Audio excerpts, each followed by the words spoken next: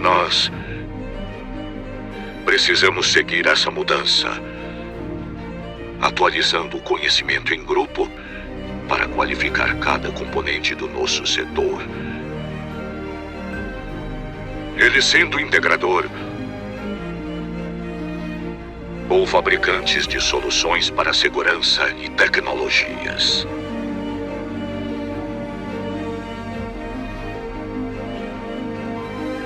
Mas não queremos apenas reproduzir ideias. Queremos evoluir. Queremos avançar. Seja parte desse avanço. Seja CD.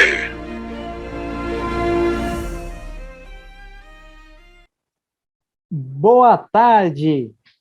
É um prazer estar aqui com vocês novamente. Estamos hoje no nosso episódio 62 do Security Talks. No episódio de hoje, nós vamos receber aqui o nosso amigo Alexandre e nós temos um convidado aqui também especial da Avantia, que é o Mário Trench. Tudo bem, Mário? Boa tarde. Rony, tudo bem, cara? Tudo jóia, tranquilo. Maravilha. Mário, eu vou deixar você apresentar, eu só vou falar um recadinho bem rápido, que eu sempre digo aqui em todos os inícios de programa, que nós temos um QR Code do lado direito da tela. Então, você pode apontar o seu celular, que vai ser direcionado direto para o site da Avantia, para que você possa conhecer mais dos serviços da Avantia. E não esqueçam de enviar perguntas. Nós estamos ao vivo e será um grande prazer eu voltar daqui a pouco para poder falar um pouco aí de como está a animação de vocês aí e quais são as dúvidas referente ao nosso tema de hoje. Perfeito, Rony. Boa tarde a todo mundo aí que está participando com a gente, né? Prazer grande voltar aqui a essa casa, né? Com esse cara fantástico aí, que é o Alexandre de Genaro, que está participando com a gente hoje, né? Que nesse tema de tecnologia de security em prol do Food Defense. O Alexandre é da General Mills, está participando aqui com a gente. Seja bem-vindo, Alexandre. Obrigado, Mário, obrigado, Rony, todo o carinho de vocês da Avantia também, e mais do que nunca, obrigado pelo convite. É um prazer ter esse bate-papo com vocês. Joia, fantástico.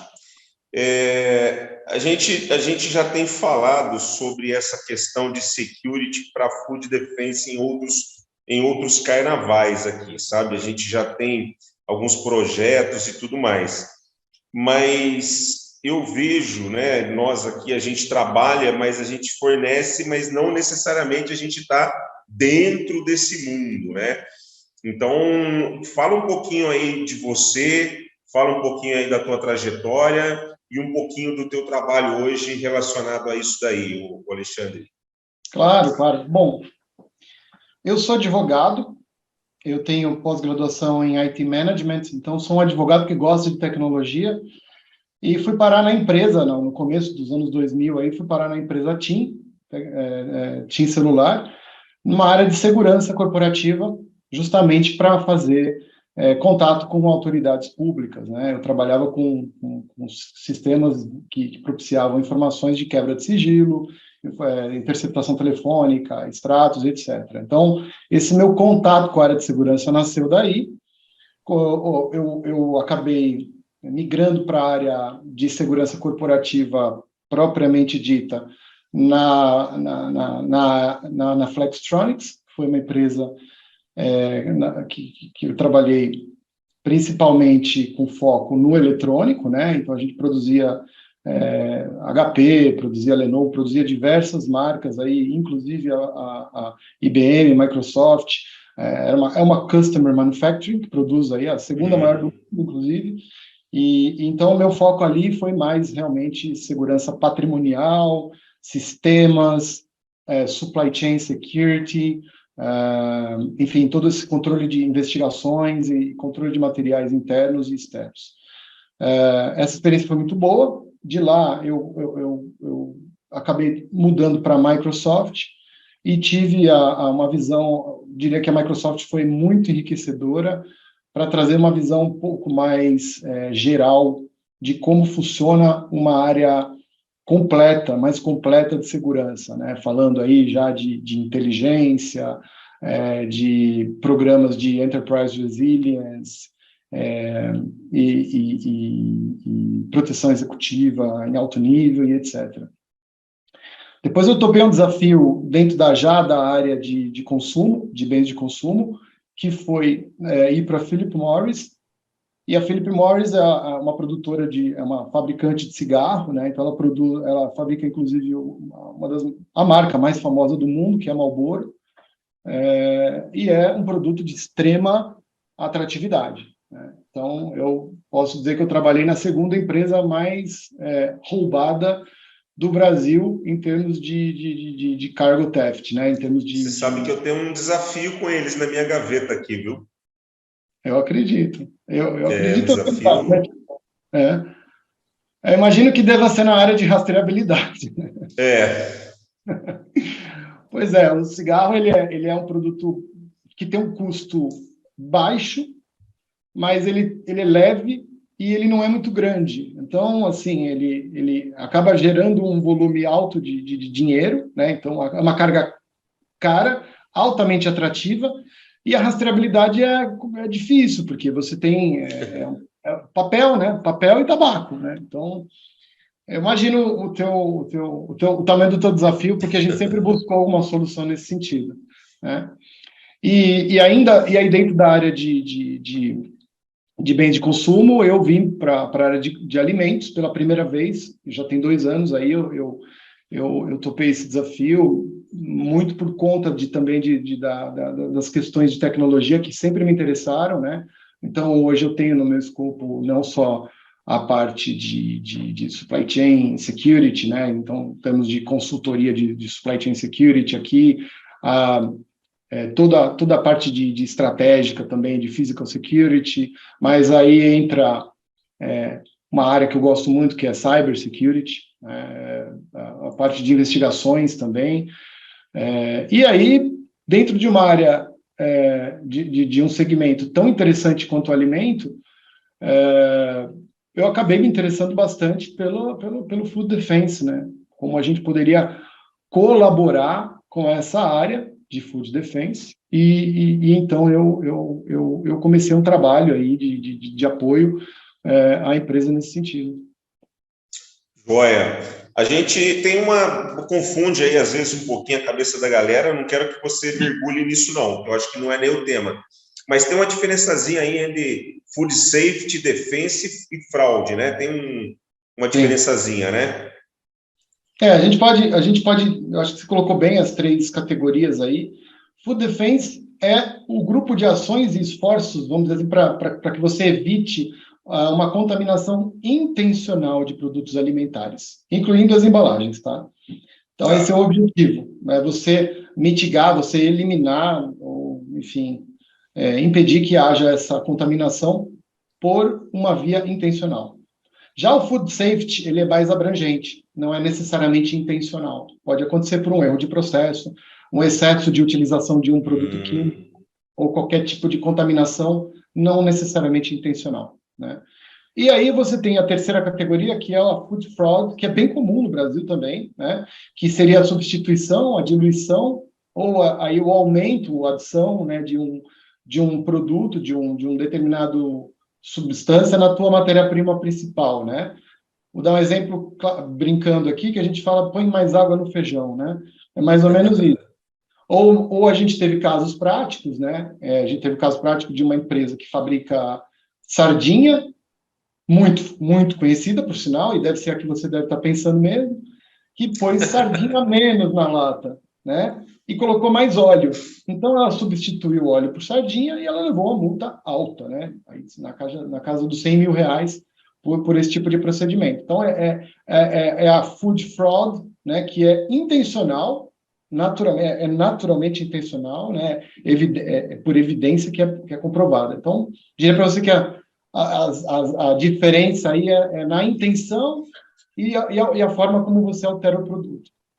E é complicado isso, né, cara? Porque dependendo de um produto, né? Vamos falar aqui de um sabão em pó, por exemplo, né? Às vezes uma diferença pequena de gramas ali, né? Numa embalagem, que para a gente, num primeiro momento, pode não parecer diferença, né? Mas em milhares e milhares e milhares de quilos, é uma diferença considerável, né? Ah, sim, é a história da pasta de dente, né? Que aumentaram o tamanho do buraco e o consumidor consome mais. Então, assim, tem muita coisa. Nesse setor de consumo é muito, muito forte. Isso às vezes é imperceptível mesmo, né? É difícil. Tá, Food Defense não tem regulamentação, né? É Não, normativo, não? Como é que é? é o seguinte, quando a gente fala de food safety, tem regulamentação, sim, da Anvisa e do Ministério da Saúde. Já o Food Defense, ele não tem regulamentação no Brasil. Porém, no caso, vou dar um exemplo, nos Estados Unidos, a FDA não só regulamenta, como exige que as empresas de alimento possuam um programa aprovado de Food Defense.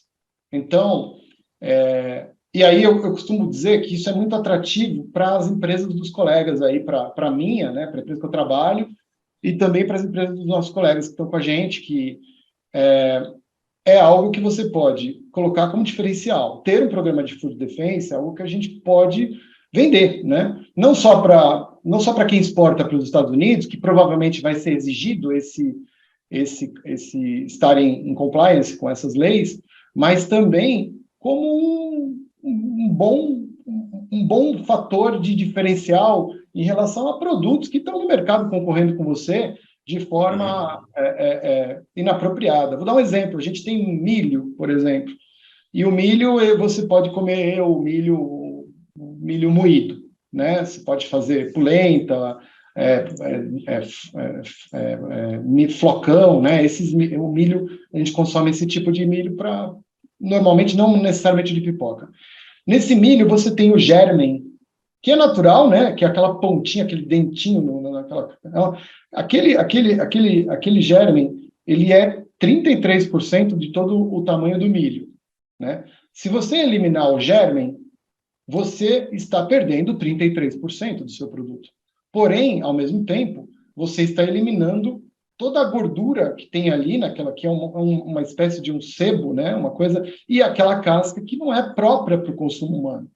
Aquilo vai tornar o teu alimento ranço, vai piorar a qualidade dele. Só que você tem que escolher. Ou você atua no mercado em que você oferece o melhor, que é o ideal para o teu cliente, ou você faz um bem bolado aí e coloca esse produto.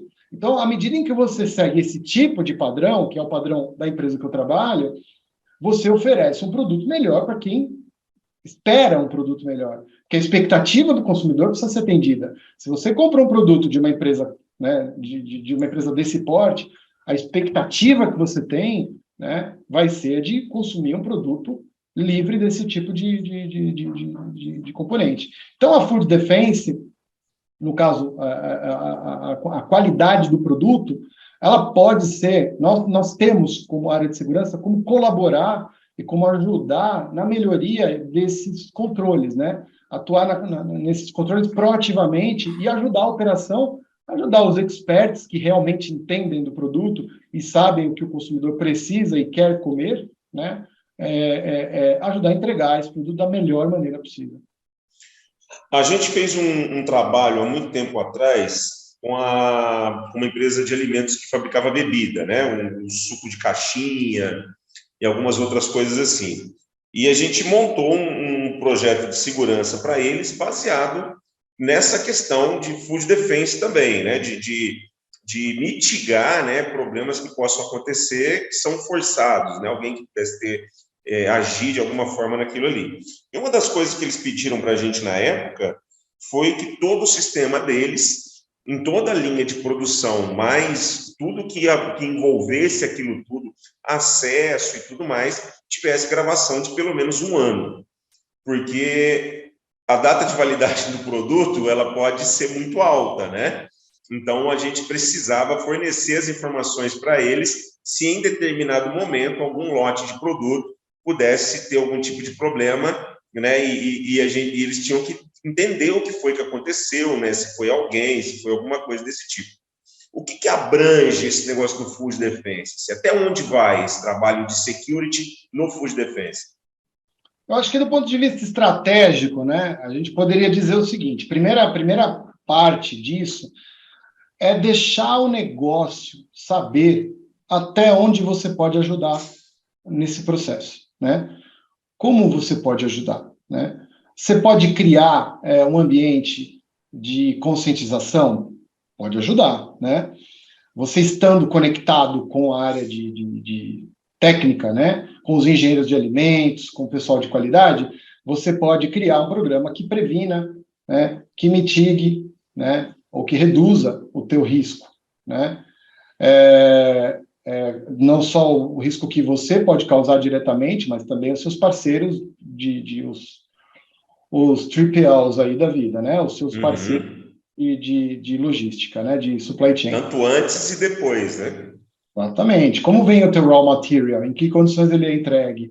Né? Em que condições ele é acondicionado lá? Né? Depois ele vem transportado. Pra você ter uma ideia, milho, só para você ter uma ideia, né? Milho, num transporte de milho, você tem 0,17% de perda de pesagem do milho.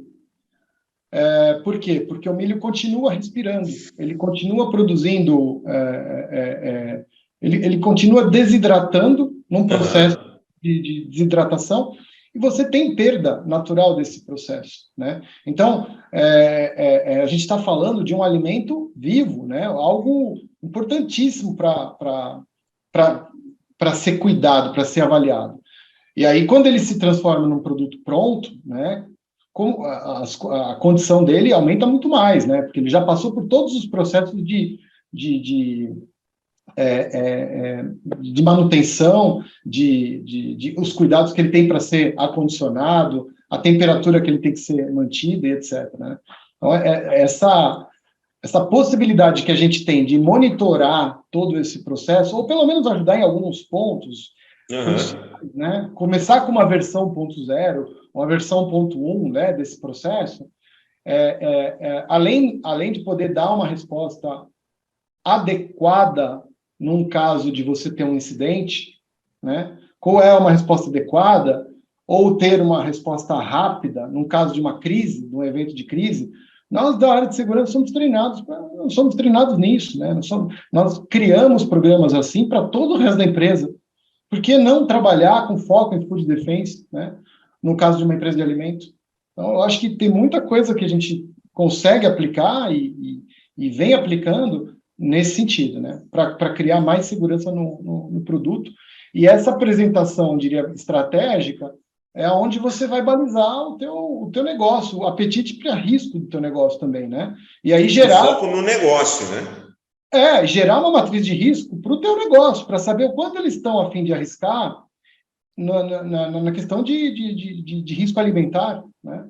Qual é o interesse que o teu negócio tem em ter esses cuidados, né? Isso para uma análise de risco, né, de um profissional de segurança, isso é importantíssimo, né? É algo que você está diretamente conectado ao risco do negócio, né? Acho bem válido. Tá, a gente estava conversando, né, esses dias a respeito dos pilares aí, né? E você estava comentando comigo que você entende que há 3 pilares aí para poder trabalhar nessa questão, né, do security em prol do negócio em si, né, com foco nessa questão do food defense. Fala um pouquinho para mim dessa sua visão aí desses pilares aí.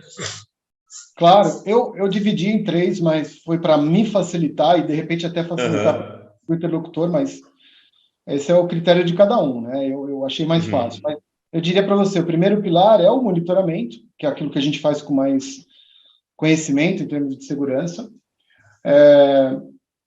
A parte de Enterprise Resilience é fundamental. Eu vou falar de cada um aqui, né?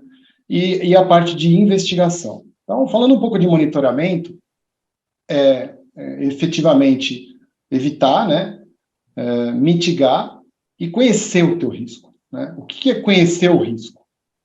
Bom, a gente pode ter aí um projeto novo. Os Agiles resolveram criar um novo processo de produção que vai ser o seguinte: para ocupar as máquinas que já são ocupadas no primeiro e no segundo turno, eles criam um novo turno na madrugada para fazer uma linha de produção funcionar com fritura de batata.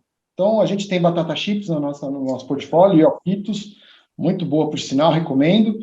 E essas batatas vão ser fritas durante a madrugada. Bom, ótimo. A fritura dessas batatas vai acontecer de madrugada. A nossa planta fica na Serra da Mantiqueira. Fica em A Serra da Campos do Mantiqueira, Jordão. não tão alto. Não tão alto, né? Então, ela é mais fria, mais quente durante o dia. Durante o dia, ela pode chegar aos 38 graus facilmente, normalmente, especialmente no verão. Só que durante a noite, essa temperatura chega nos 10, 12. Então, a máquina que estava operando a 38 graus, ela precisa de muito menos energia para manter aquela oleína aquecida. Para Portanto, chegar ela no grau da temperatura, né? chegar e se manter.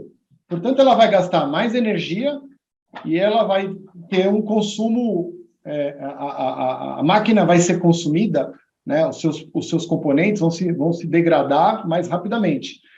Então, esse tipo de mensuração online você pode fazer, né? Você pode conectar dispositivos online, criar dashboards e acompanhar esses números dentro da tua... Eventualmente, se você tiver uma central de monitoramento, que é algo dentro dos planos da General Mills, né? A gente tem essa central hoje, que está numa fase aí 1.0, mas a gente já está operacionalizando.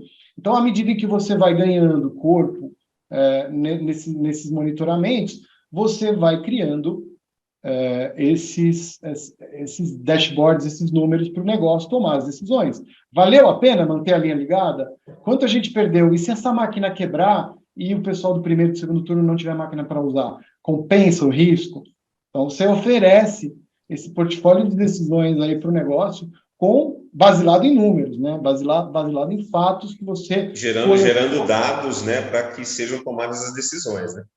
E à medida em que esse tempo passa, né, isso vai se tornando cada vez mais rico, né? E você pode colocar analíticos para fazer isso, né? Você pode colocar inteligência para te dar esses drivers, né? Para criar esses monitoramentos de sistemas, né? Através de sistemas de controle de acesso, para intrusão, por exemplo. Você pode reservar pontos da área de produção para saber se alguém foi lá. Quando a gente fala isso, isso já acontece, né? Mas se você pensar que do sábado para domingo, 2 horas da manhã, que não tem produção, será que alguém circulou naquela área? Hoje, com uma central, né, e com um monitoramento proativo, você recebe um pop-up, sabe que a pessoa circulou, e já imediatamente pode ter um protocolo daquela área. Aquela área vai definir o protocolo, não somos nós a segurança. Nós vamos só informá-los. Olha, uma pessoa transitou na tua área. Qual é o protocolo alinhado conosco? O protocolo mande para mim um e-mail, ligue para a Índia, né? Mande um WhatsApp para mim, ligue para o presidente da empresa. Seja qual for o protocolo estabelecido, a área de segurança pode cumprir, né? E a gente vira um parceiro fundamental do negócio, porque pode ser que a tua empresa esteja pagando 3, 4 pessoas para fazer um turno, para cuidar de um processo que você pode cuidar, né? Então, você está salvando, está trazendo um cost saving importante, né? E está trazendo um pouco mais até de independência nessa auditoria, né? Que você faz numa área. Não é uma pessoa da própria área que pode ocultar o problema, porque a sua chefia pode não gostar muito do resultado, né? Vou ter que jogar 10 mil Häagen-Dazs, né, fora, né, ou alguma coisa desse tipo, ou um outro produto que me interessa. Então, é interessante você ter essa independência de visibilidade, né, em termos de auditoria. Então, controlar essas temperaturas, controlar a pressão dos equipamentos, um botão vermelho que acenda, você recebe um pop-up na tua tela, tem um protocolo para você seguir. Pode ser que você tenha um time treinado de vigilância, que já sabe atuar, e que vá lá e aperte o botão verde e resolva o problema, né? Ou pode ser que você precise receber uma orientação na hora. Ou pode ser que a área deseje ativar um profissional para ir até lá e resolver o problema. Então, acho que... E você pode fazer isso não só quando acontece o problema, né? Mas você ajudar a prevenir criando os níveis, né, de garantia. Quando isso acontecer até tal nível, isso eu quero saber e quero avisar todo mundo, né? A gente até comentou sobre a questão da geladeira, né, tudo mais, né? ela não pode chegar a tantos graus, né? Então, aconteceu um problema, mas ela chegou a 30% do meu problema, eu já tenho que entender que aquilo ali é grave, e eu preciso tratar para não perder, né, aquilo tudo que foi produzido, né? Exatamente. Por exemplo, uma área de produção, tem lá acondicionado uma matéria-prima, que tem que ficar 10 graus abaixo de zero. Durante essa noite, alguém tropeça no fio e desliga o refrigerador. De manhã, esse produto vai estar a 8 graus. Tá? Então, você vai ter uma variação térmica de 18 graus. Se você tiver um sensor, quando chegar nos 5 graus abaixo de zero, a tua central vai receber a informação e já vai poder atuar, né?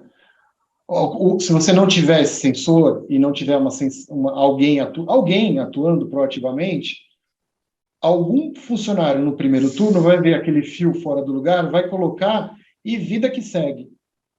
A chance de ninguém saber que aquele produto teve uma variação de temperatura é enorme. E aí ele fica impróprio, pode ser que não estrague, provavelmente não vai estragar, mas ele pode ficar, ele não vai ter as mesmas condições, né? Então, a gente não precisa correr esse risco. A gente pode controlar esse processo. E essa é a oferta da área de segurança para a área de food defense, para a área de qualidade. É isso que a gente quer ofertar e a gente vem buscando esse mercado. Ô, Mário, Perfeito. vamos ver como que está aqui o pessoal, a movimentação aqui no nosso canal? O papo de hoje está muito legal sobre food defense, né? E essas tecnologias de segurança que o Genaro aqui está compartilhando conosco. E tem uma galera aqui que até, inclusive, está falando sobre você, Genaro.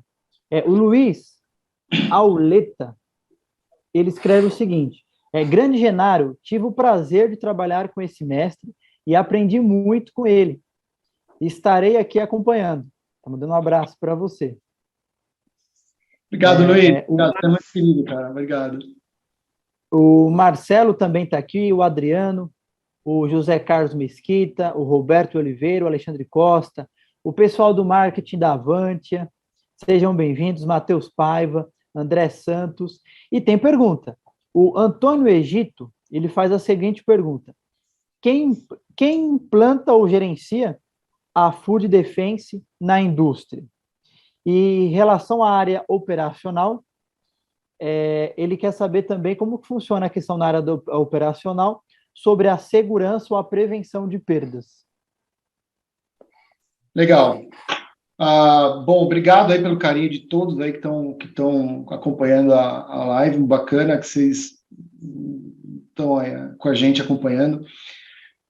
Quanto à resposta, na General Mills nós temos uma área que a gente chama de tecnologia de qualidade, né? Então é uma área que abrange a qualidade em geral do produto, né? E dentro dessa área que é uma área principal, a gente tem uma diretoria global, né?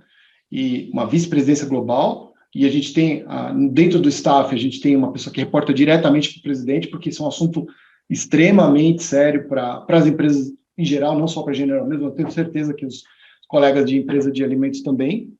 E aí, dentro dessa diretoria, dessa estrutura, tem uma área de food defense, voltada à food defense e à food safety. Então, a área, respondendo a pergunta, é a área mais voltada à engenharia de qualidade, tá? De alimentos. Tá, essa área, ela normalmente,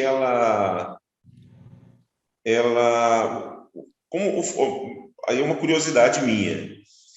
Você disse que não existe necessariamente uma regulamentação no Brasil para a food defense, né? Mas é essa área que demanda, né, a contratação de um profissional ou de um que possa desenhar isso baseado em alguma coisa que seja um protocolo da empresa lá fora, né? Ou que venha a construir isso baseado na necessidade que eles têm, né? Exatamente, é mais ou menos como a segurança. A gente tem os estándares globais, né? A gente tem os experts globais, e aí a gente tem o pessoal que entende, né? Os nossos engenheiros de alimentos e os nossos técnicos que entendem disso no Brasil. Como a gente transforma as guidelines mundiais para um processo no nosso país, né? Então, o que a gente pode adaptar? Não temos regulamentação de food defense, porém nós temos food defense por uma questão de trabalhar num processo global de proteção... De risco do negócio, né? Vamos dizer assim, um plus, pode ser considerado um plus para uma empresa que se preocupa muito com a questão de risco, né? E é natural que você tenha food safety, né? E também as consequências que existem, principalmente, eu diria, até nem tanto financeiras no Brasil, tá? Uhum. Mas as consequências reputacionais, né? De ter um dano, uma sabotagem. A gente tem um exemplo aberto da Baker, né? Que é a cervejaria que agora parece que está começando a voltar, mas ficou 2 anos aí uma consequência incrível, né? E assim, uma cerveja que até então era uma cerveja boa, as pessoas gostavam, e deixou de ser uma cerveja comercializada por muito tempo aí, por um problema de contaminação, né? Então, isso não pode acontecer com uma empresa multinacional do porte das que a gente está falando, né? De forma nenhuma. Entendi. Tem mais perguntas, Rony? Temos. O Antônio também pergunta o seguinte, que você, Alexandre, falou, né, de um time usando o Agile que criou um determinado produto para tocar à noite. Como convive essas soluções agiles com a Food Defense? Normalmente esses grupos eles têm lá os seus as suas stories, né, e o seu então eles uma parte, né, de todo desse trabalho de criação de um projeto passa pelos stakeholders, né, das áreas. Então eles vão consultar essas áreas de food defense e certamente vão buscar compliance com esses processos. Às vezes, o que surpreende não é nem a questão da qualidade do produto em si, mas talvez, no exemplo que eu dei aqui, o quanto isso pode gerar de custo extra, né? Que a gente está falando de verdade, isso é um exemplo fictício, tá? Não existe esse exemplo. Eu só quis trazer alguma coisa mais ilustrativa. Mas o quanto a gente pode aqui dizer que uma hora extra noturna compense, né? Que uma máquina com risco 70% maior de queimar compense, ou que um volume de consumo de energia muito maior também compense, né? E que possa comprometer também os próximos turnos. Então, essa avaliação não é nem de security e nem de food defense. Essa é uma avaliação do negócio que security consegue trazer transparência para uma melhor tomada de decisão, que esse é o grande objetivo. E às vezes você pode até trazer, né? Na verdade, você tem que trazer, né, essas informações todas para avaliação, né? Imagina que para um comitê, alguma coisa, onde, cara, vocês querem montar, beleza, mas olhando, né, o meu lado e a minha responsabilidade, existem esses problemas, esses riscos, né? Que estão aqui, estão mapeados, né? A gente tem um plano de ação para eles, mas eles estão aqui, existe uma possibilidade de acontecer, né? E aí a decisão do negócio em si foi o que você falou, né? A decisão do negócio, né? Mário, e assim, o que eu gosto dessa primeira parte, né, do que a gente fala de monitorar, é que a gente está trabalhando parceria com a produção e com o próprio negócio online, né?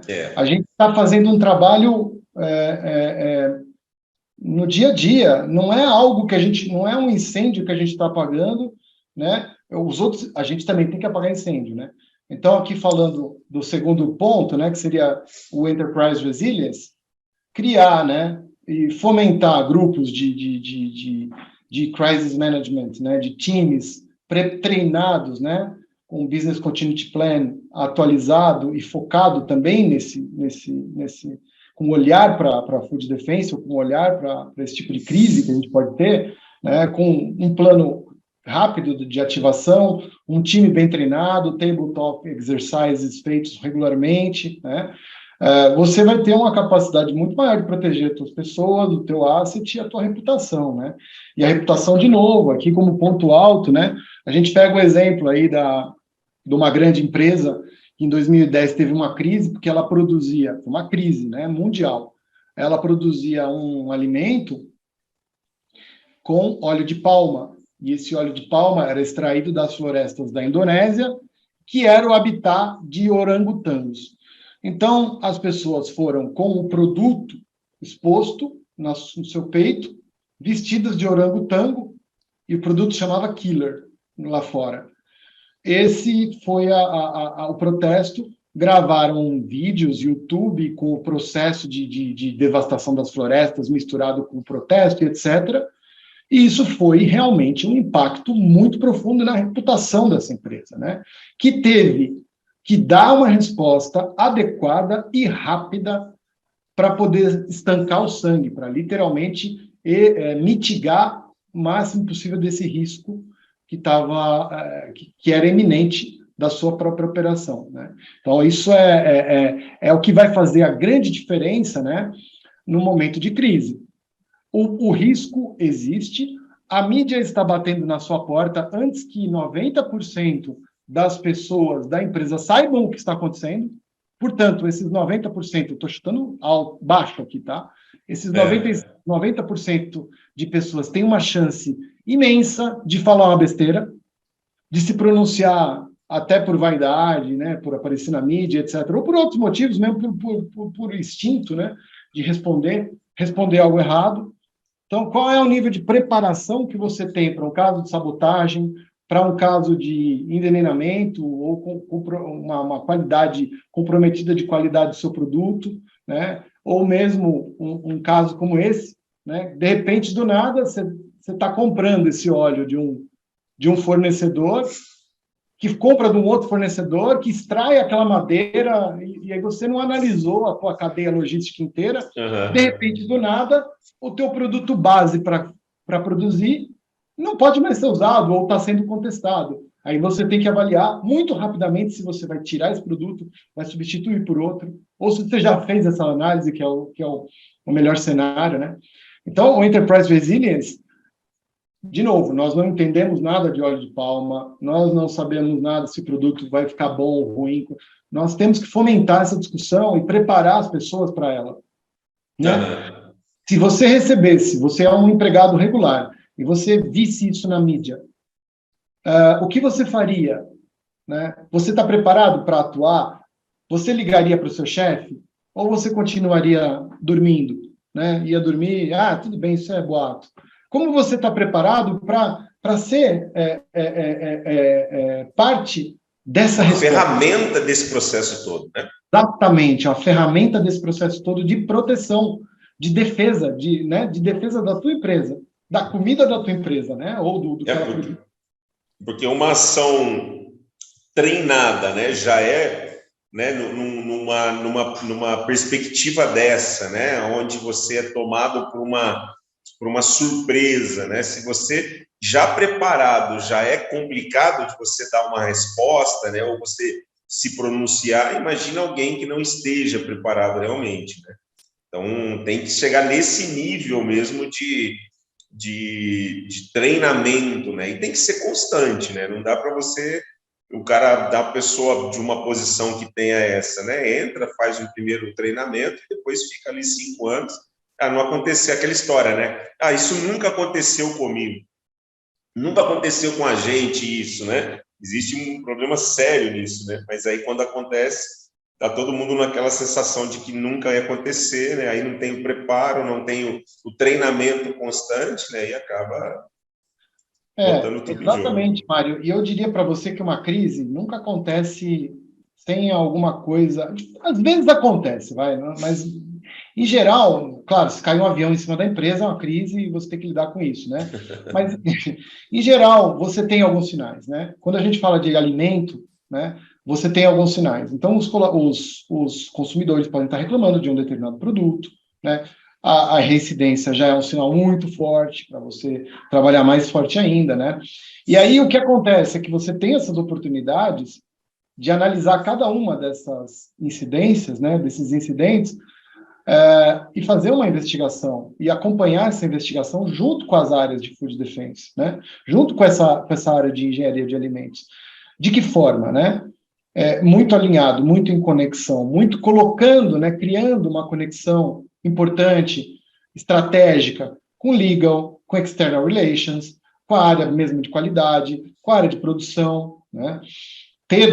Tendo esse condão de conectar essas áreas, aí você aplica aquilo que você sabe, que é estratégia e estrutura numa investigação. Essas duas coisas são importantíssimas. Eu faço investigação em coisas que eu não tenho a menor ideia na empresa, né? Eu acho que você já deve ter se deparado muito com isso também na tua vida.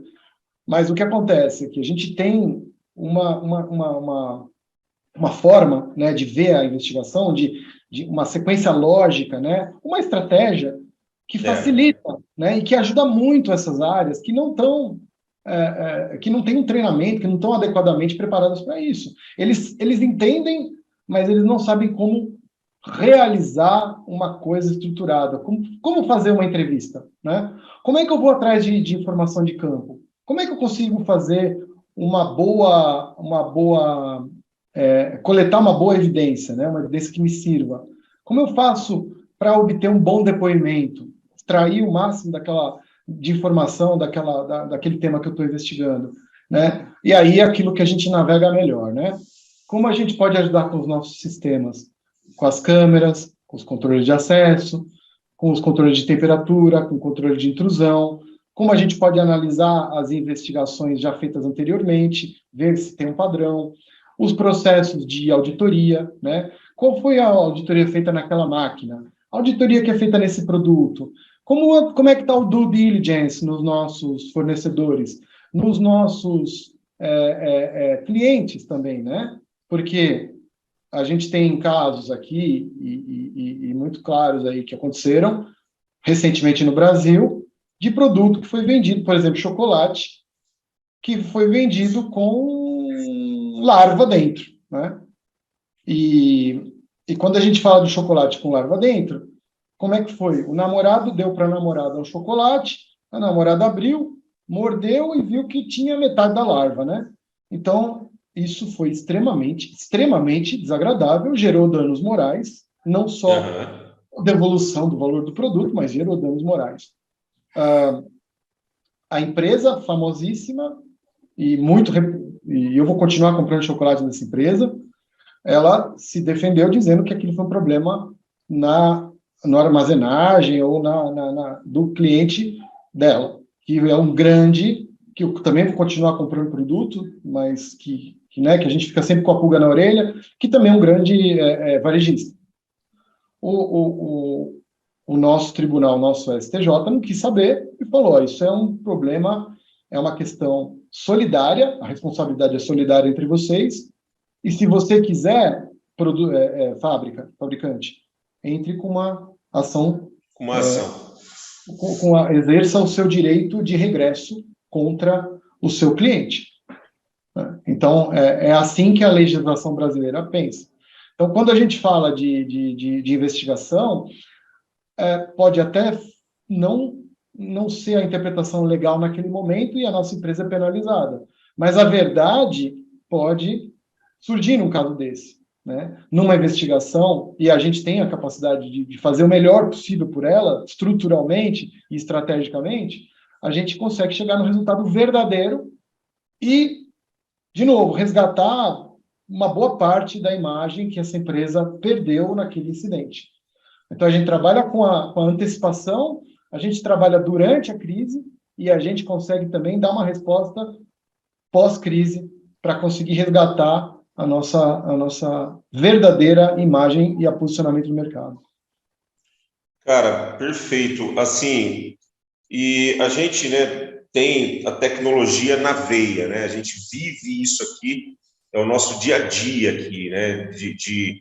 Eu até brinco, né? Não chega aqui para nós nenhum projeto que seja Ah, toma aqui 30 mil câmeras para você vender e gravar, e um contrato de 10 anos, só vou te pagar por isso. Não chega isso daqui, né? Só chega projetos realmente em que a gente tenha que buscar sair do nosso dia a dia, né? Buscar no mundo, a gente direto aqui fala com outros lugares do mundo para buscar coisas, né, e tecnologias que possam ajudar no dia a dia. E aí eu vejo, né, que nesse caso importante a quantidade de tecnologia que dá para ser aplicada nisso, né?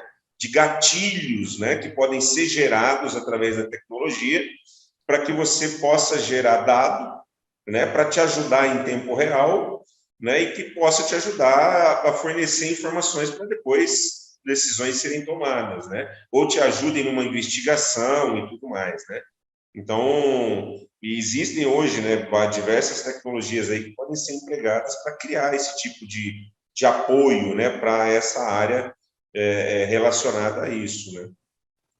E lembrando o seguinte, exatamente, e lembrando o seguinte, que a segurança privada no Brasil nasceu praticamente nos anos 80 com os bancos, né?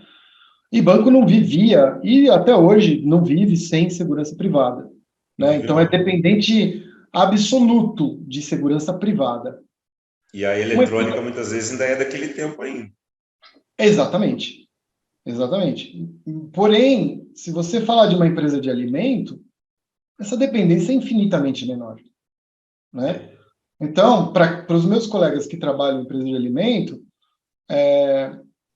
nós precisamos ajudar o negócio, né, a prosperar. E precisamos encontrar a melhor forma, né, de trazer esses recursos justamente para poder elevar o padrão de qualidade que o nosso negócio oferece no mercado e torná-lo competitivo, né? Então, é uma obrigação nossa, né? Se a gente não é essencial, como é uma segurança privada no transporte de eletrônico, como eu já trabalhei, ou no transporte de tabaco, né?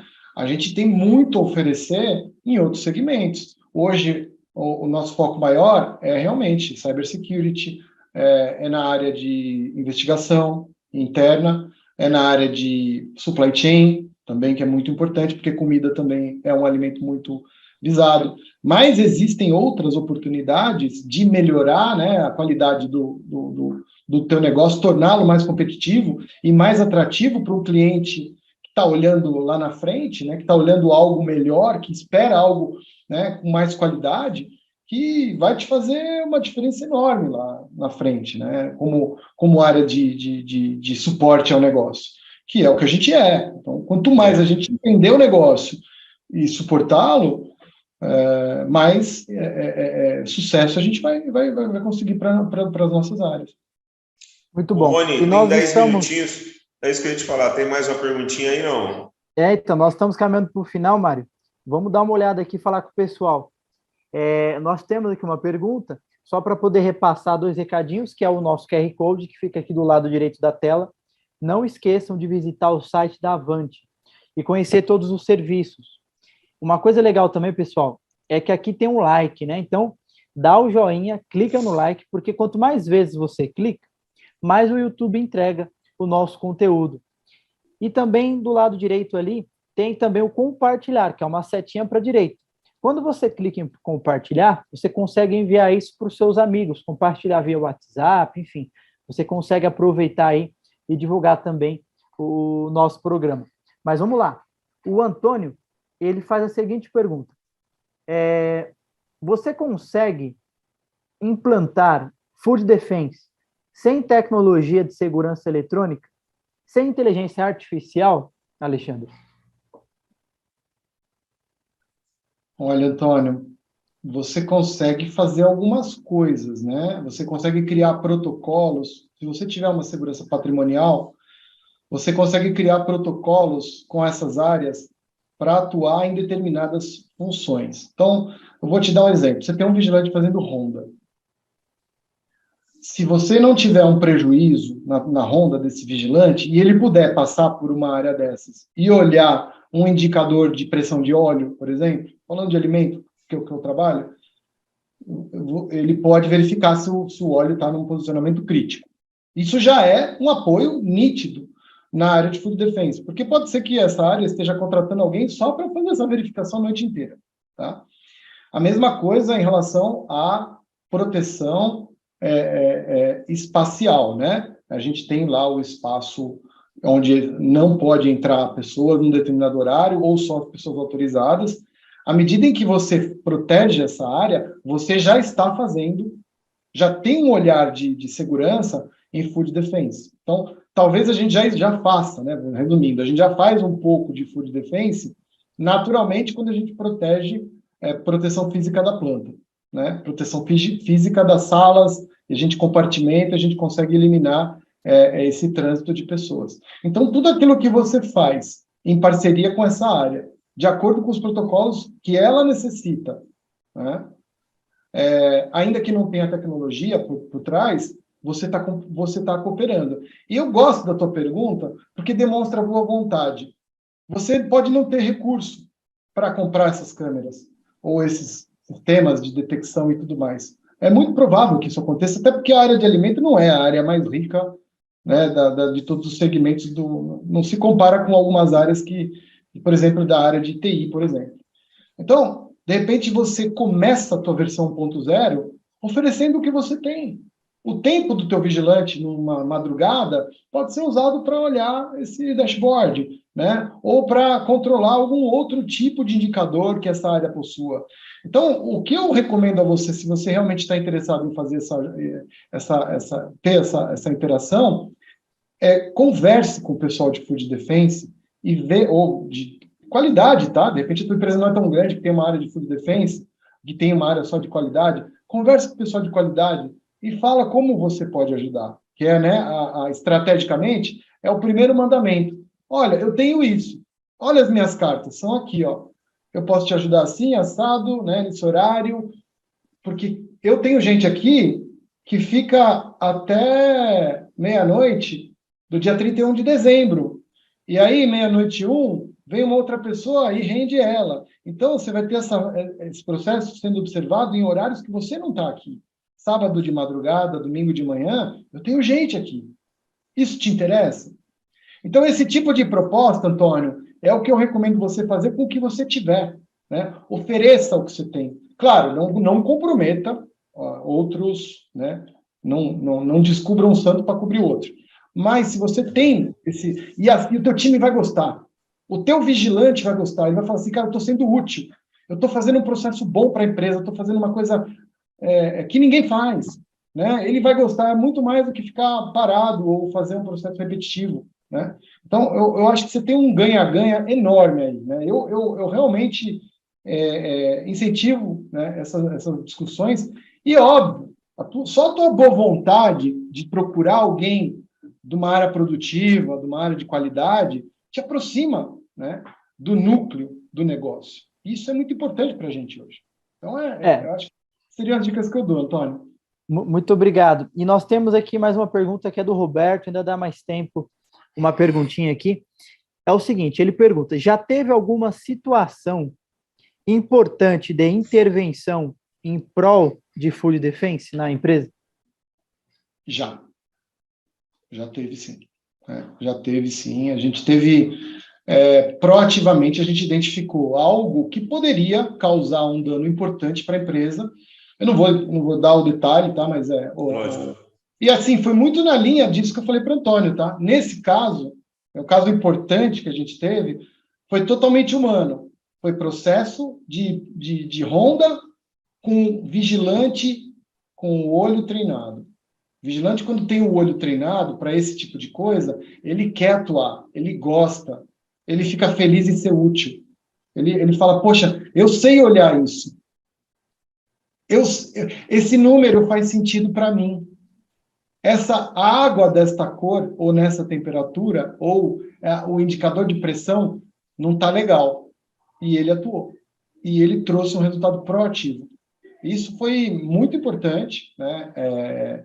E assim, claro que isso pode acontecer não só, e aí serve para qualquer área, né? Não só para food defense, qualquer setor produtivo, principalmente, né?